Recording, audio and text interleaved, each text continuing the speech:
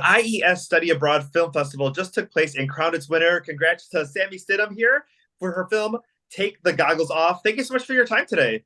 Oh my gosh, thank you for having me. I'm super excited. Yeah, thank So you. you're at the University of Wisconsin-Madison. You're a senior now. How did you get involved in the study abroad program? I mean, honestly, I grew up in a family that we were all bitten by the travel bug, and I grew up, going on road trips and traveling with my family. So, and I've always loved it. So from a young age, I knew it was just kind of something I wanted to do in college, and picked my program, and I ended up in Barcelona. Did you get to choose the city you went to, or you just apply for the program and that's where you got sent? Yeah, you can apply for the specific city. Yeah. What was your experience, especially, you made the decision, you had to get on the plane, you show up there. Were there other students from your school? Did you know anybody, or were you in this starting off the journey solo? Yeah, I mean, I there was a lot of people. I think there was about 900 people in the IES Barcelona program. I think like 400 of us were from Madison. And I there was like two people that I kind of knew, but not super well. So yeah, for the most part, I didn't really know anyone going in. It was kind of just alone. And the title of the film and the content of the film is based off of a conversation you had with somebody. Talk a little bit about how that maybe changed your perspective on not just being in Barcelona, but on life in general. Yeah, so the story I talk about in my film is true. The first week I was in Barcelona, we had like a field trip through the program, and I didn't really know anyone yet.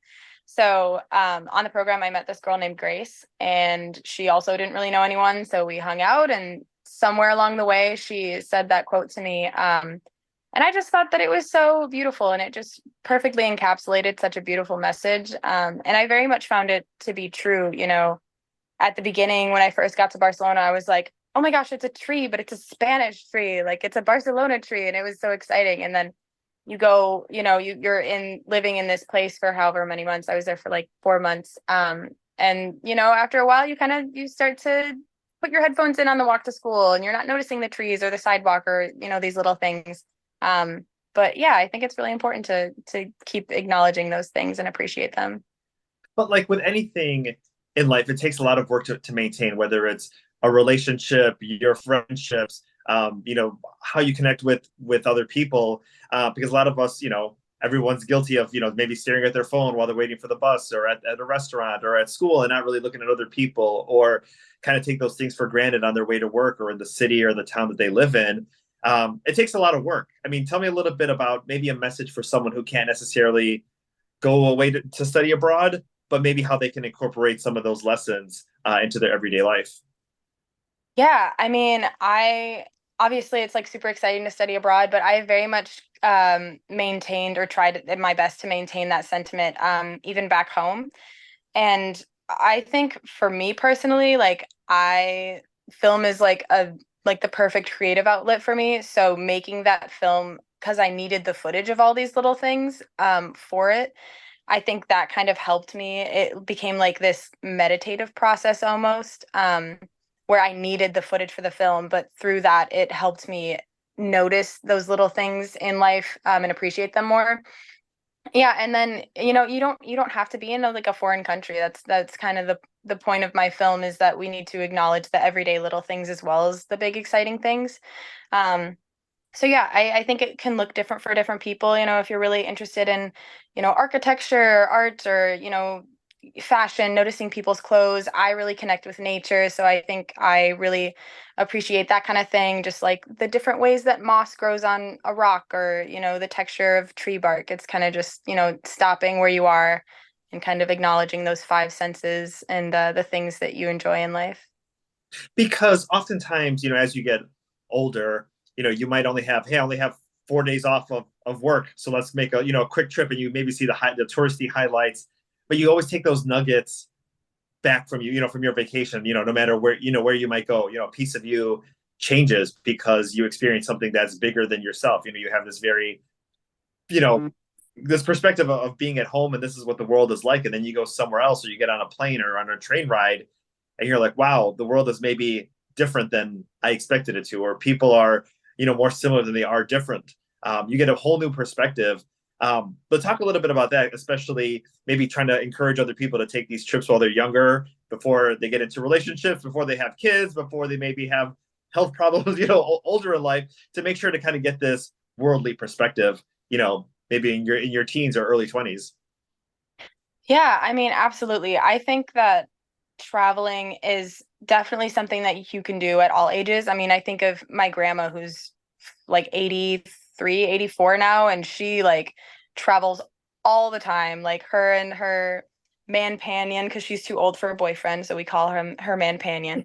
Like they just went to Norway a couple years ago. So I definitely think it's something you can do at any age, but there is something to be said, just from a logistical standpoint. When you're young, you're maybe more okay being in crazier situations, or I'll sleep on the floor if I need to. I don't mind. But as you get older, your joints might not be able to take that as well. Um, so yeah, I think it can be really scary sometimes, especially if you don't have that much experience, or you're going to a country where they speak a different language or all that stuff. But honestly, at least from my experience, things just they work out. You find travel angels, is what my family's always called them. People are always there to help you out. I was so impressed with like just the kindness of strangers when I was in a difficult situation. So yeah, I think you just got to take that leap of faith, and especially when you're young, it can be scary, but you just got to do it. You got to do it. Any plans to return? Yeah, so I just last night was talking to my friends, and we're talking about doing a European trip after graduating college, as like a celebration. And I would love to go back to Barcelona. I would love to show my friends, kind of my world that I had over there in my life. Yeah, and I hope to go back to Barcelona and travel everywhere that I can. Tell me a little bit about winning the prize for the film. Everybody had a unique perspective, and what was it like that your film connected the most with people and the judges? Yeah, so yeah, there was 13 semifinalists, and then there was three finalist films, and those were the people that went to Chicago for the festival.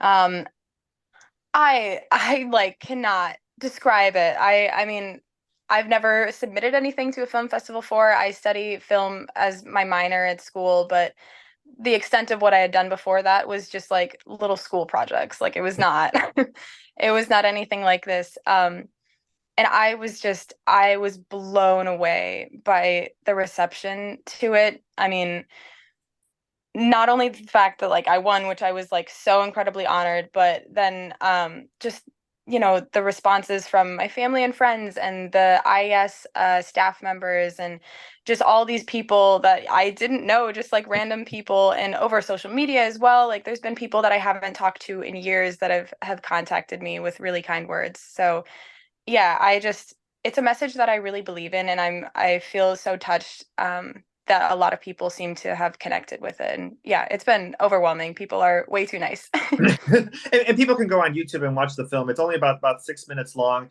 but it's a great reminder. And I think no matter what age you're at, you always get busy with your life, whether it's your friends, your family, work commitments, and sometimes you need to take a step back, or maybe you don't appreciate the things that are around you because you're so in your own head. And I think no matter what stage you're at in life, what you're going through, that it's a great reminder for everybody. And the words are so beautiful. It's beautifully shot.